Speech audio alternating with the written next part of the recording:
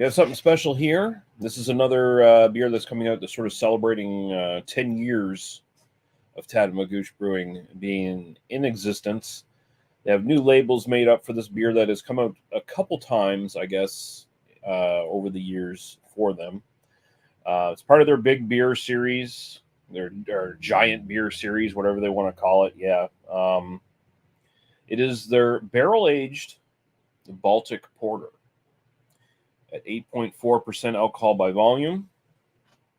Now, we will go to the Tatamagouche website really quick, and I'll just show you something here. Someone was not doing the proper job over at tatabrew.com, so we'll just present that right now.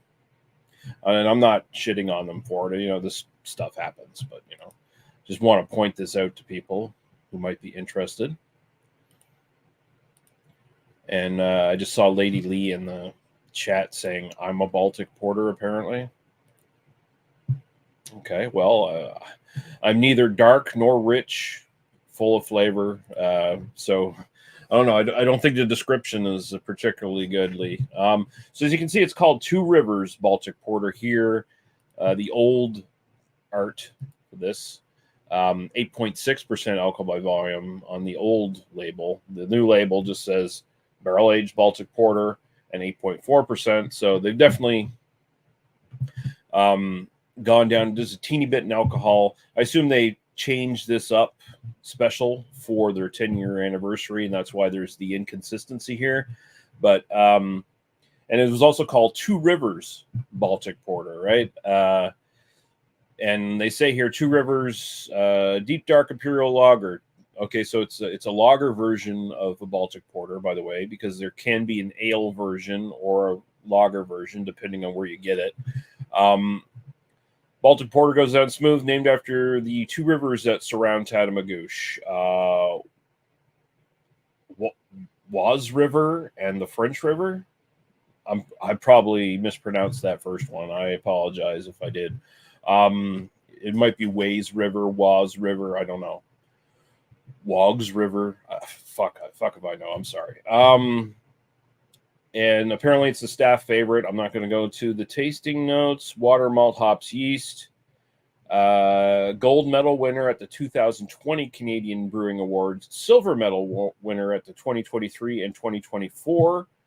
And silver medal winner at the Canada Beer Cup of 2023. So, a lot of awards. There you go.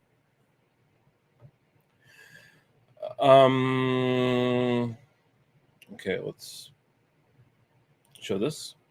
I can't stick around because I'm at. Oh yeah, she's at a drag show tonight. Lady Lee is. But I will message you after I'm done. Okay, cool. Well, I'll be around. And she said the smiley is supposed to be at the end. All right. Well, have fun. Have fun. I look forward to hearing the details. So let's open this up.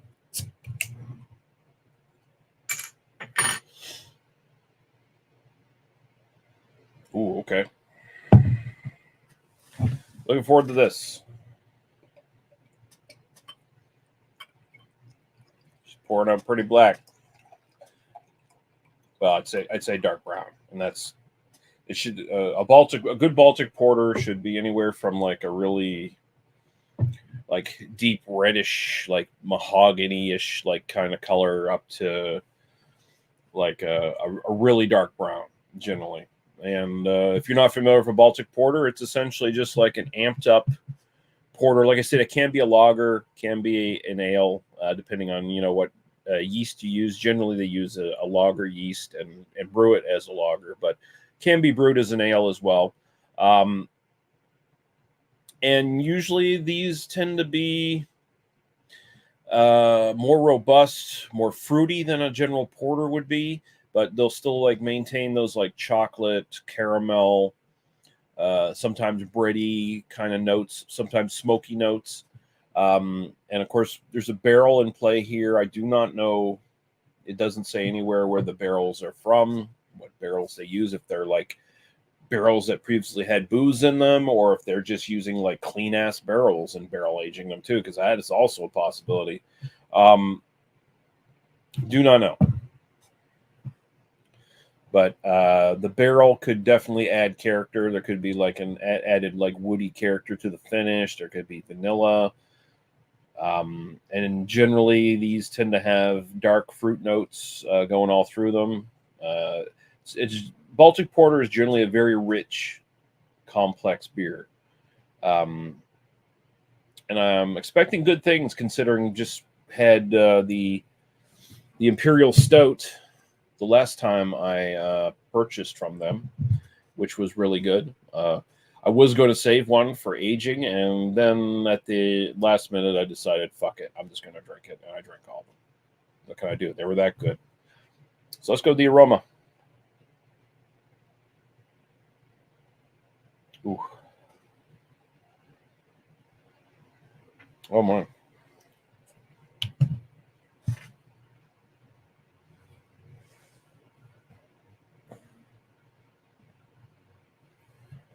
I'm definitely getting chocolate.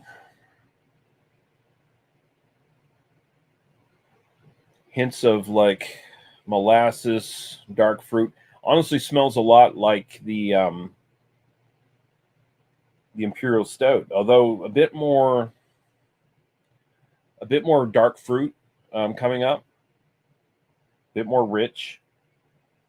Not getting any like hint of alcohol or anything like that. Mm.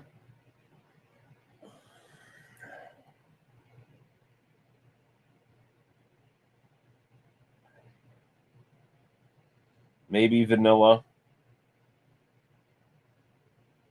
Can't really detect any kind of like woody character or anything like that. And we got Paul here watching. PA Bruno saying, actually sounds great in aroma. It's smelling very good. It's been a long time since I've had a Baltic Porter, and I think I've only maybe had not even 5 in my life, I think. So it's be very interesting.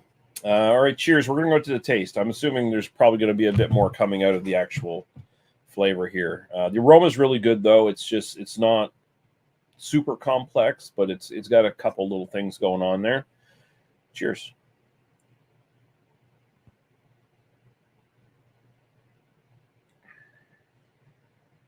Mm. See, Paul says, got a semi-local brewery that makes a very good Baltic Porter, rare in these parts. Yeah, it's like pretty much rare anywhere over here, right? He says, cheers, cheers.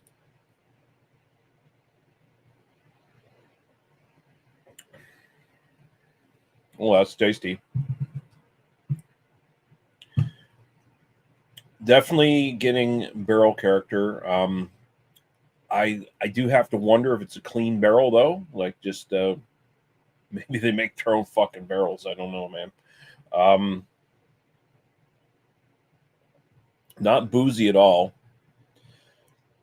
Very good full mouth feel. Paul would probably find it a bit thin, but for us normies, I find it pretty thick. Mm. So the when I did the Imperial Stout from Tatamagouche, one of the big notes, and this came from the fact that it was kind of boozy. Um, it tasted like those liquor chocolates you can get at Christmas time and stuff, right? This doesn't have that. This is much more like a rounded dark fruit, like I wouldn't quite say like black currant, but like date or fig or like one of those like dark like fruit flavors that you'll also get from like Belgian quads or something along those lines. This is not spicy like a Belgian quad will tend to be or anything like that, so don't get me wrong there. And it's not as fruit intensive. Like there's a very nice balance between the sort of dark fruit flavors I'm getting here and just the bombardment of like a kind of a chocolate caramel kind of base to the whole thing from the malt.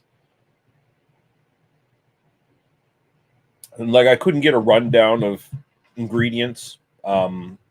Generally, the hops they'll usually use like some sort of noble hop, but there'll be no hop presence, right? None that you'll really detect. It's usually all about the malts. Um, like they'll have like Vienna malts in it or something else along those lines. Couldn't get a rundown of what they're using, but whatever they're using, I'm assuming Tatamagouche seems to be pretty on point with like authentically trying to source things from if not from the region of the world, like and a nice equivalent that's like grown over here or something, you know. So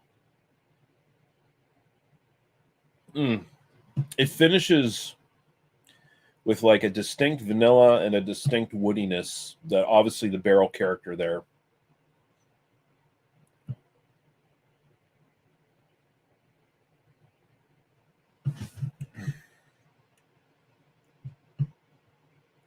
It's almost boozy.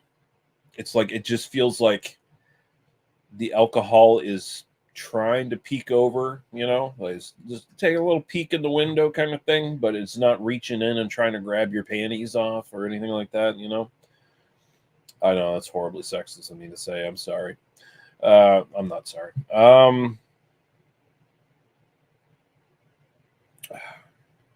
Because when you get a beer like this, you want it to leer at you like a pervert in a 1980s sex comedy, is what I'm saying. Um, let's see what Paul has to say here. Baltic porters and doppelbocks are fantastic, but amazingly overlooked lager styles. Agreed. The fullness and flavor maybe makes people forget they are lagers. And Paul says sexist or sexy. Who knows? Whatever floats your boat.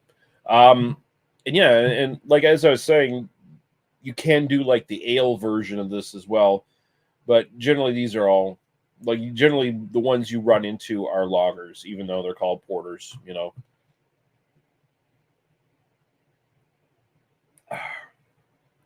But it's got enough of like that chocolatey, caramelly kind of base to it. Doesn't really have any roastiness, which is a little surprising. There'll tend to be a bit of a roastiness. Like there's characteristics usually in a Baltic porter of like a Schwartz beer. Not really here, so that's definitely a part that's not a component of this one. Um, don't care. It's really good. Um, out of the ones I can remember having, this is ranking up there is a really great one.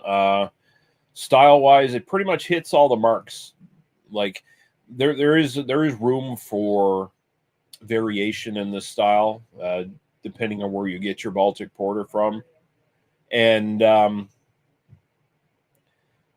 yeah, I'd have to go like a solid 9 for style. I think it's it's pretty damn complex. It's very tasty. It's got a good body to it. Those flavors all balance really well. Um, those dark fruit flavors are really highlighted.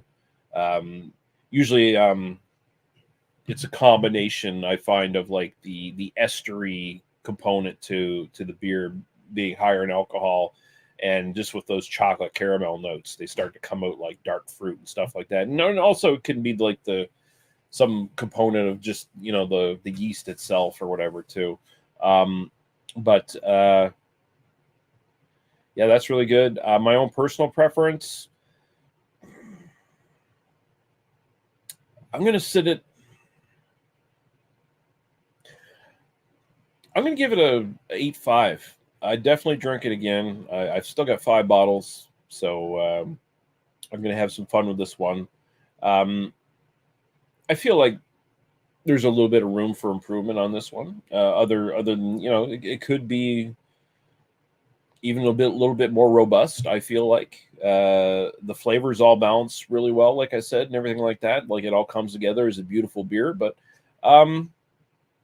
I was kind of hoping that it would like blow me away a little bit more than it has, honestly. Not to say I didn't like it, but don't get me wrong, right? I mean, I still gave it an 8.5 out of 10, so I still really like it. I was kind of expecting a little bit more, and that's kind of where it sits. But 9 for style, 8.5 for personal preference.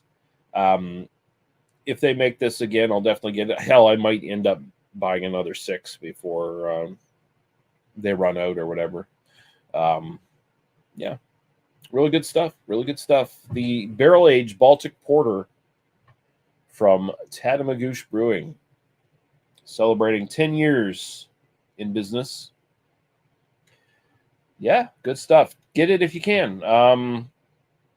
You can buy it from their website. I don't know. I'm assuming you can get it like at their bottle shop or whatever they have in Tatamagouche itself.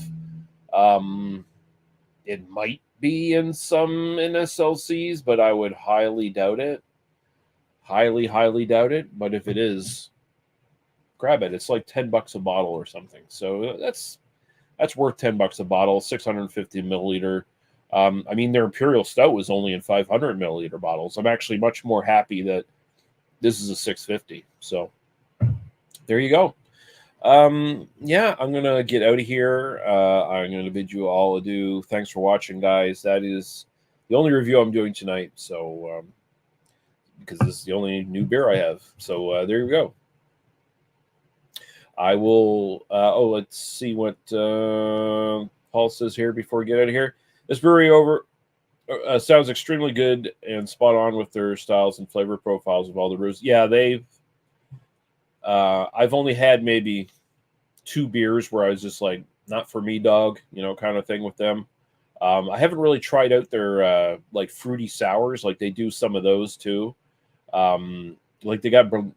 I did have their Berliner Weiss, which I thought was pretty good, and they have a couple other variations on that, and some other and like some saisons, like fruited saisons that have like sour components to them or something like that. I might dig into those at some point. Probably when I have like some extra entertainment funds, floating around. Usually it's just like, hey, if I'm going to make an order, I've got this much in the entertainment fund this week. I got to be really specific about what I want and what I want to buy. I can't just like, uh, dip into savings or something and like treat myself to a whole array of shit.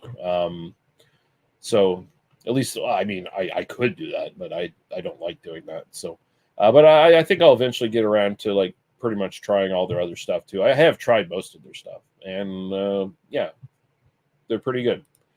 Cheers, Paul. Thanks for watching, and cheers to anyone else who watches. Salut.